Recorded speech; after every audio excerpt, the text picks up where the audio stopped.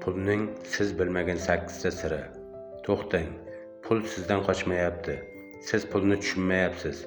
Ko'pchilik pulni faqat qog'oz deb o'ylaydi. Aslida esa pul bu energiya. Qanday fikrlasangiz shunday oqadi. Mana siz bilmagan 8 ta haqiqat. Birinchisi, pul fikrga ergashadi. Siz doim pul topishni qiyin desangiz, u sizdan uzoqlashadi. Ongingiz nima desa, hayotingiz shuni tasdiqlaydi.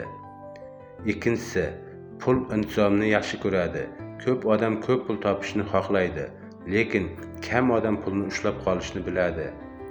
Boylik daromad bilan emas, intizom bilan o'lchanadi. Uchinchisi, pul tezlikni yoqtiradi. Imkoniyatni ko'rdingizmi? Harakat qiling. Ikki o'ylab qo'rqib o'tirgan odam imkoniyatni boy beradi. To'rtinchisi, pul aniq maqsadga boradi. Maqsadsiz odamning qo'lida pul uzoq turmaydi. Aniq reja bo'lmasa, pul tarqab ketadi.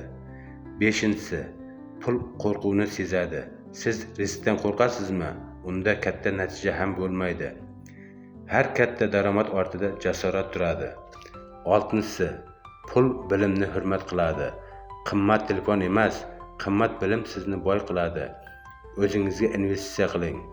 Yettinchisi, pul muammoni hal qiluvchilarga boradi. Kim odamlarning og'irini kamaytirsa, o'sha ko'proq pul topadi.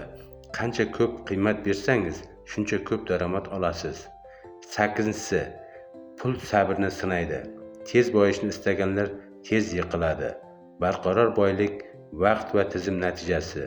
Haqiqat shuki, pul yomon ham emas, yaxshi ham emas. U sizning ichingizdagi odamni kuchaytiradi. Savol esa oddiy.